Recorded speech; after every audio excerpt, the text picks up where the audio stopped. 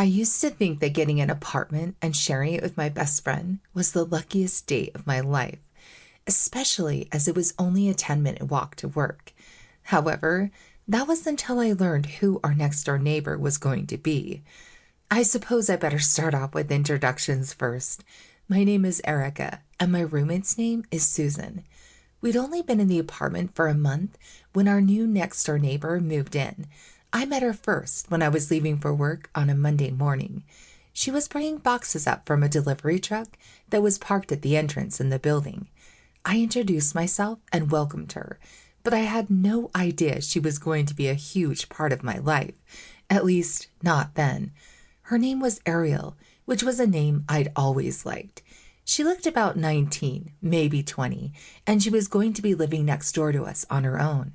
Before rushing off to work, I told her if she needed anything, not to hesitate to knock on our door, and left it at that.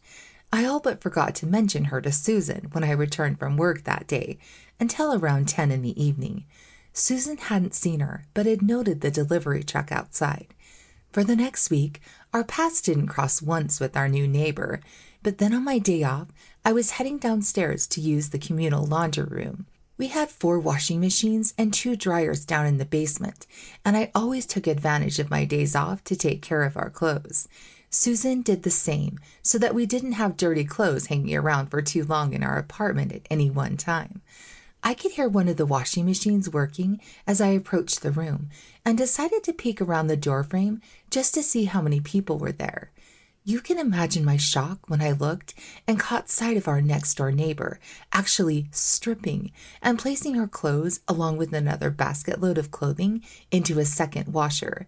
She was standing with her back to me at the time, and just as I was thinking of coming back in an hour's time, she removed her panties and turned to her right to lay her hand on top of one of the machines in order to keep her balance.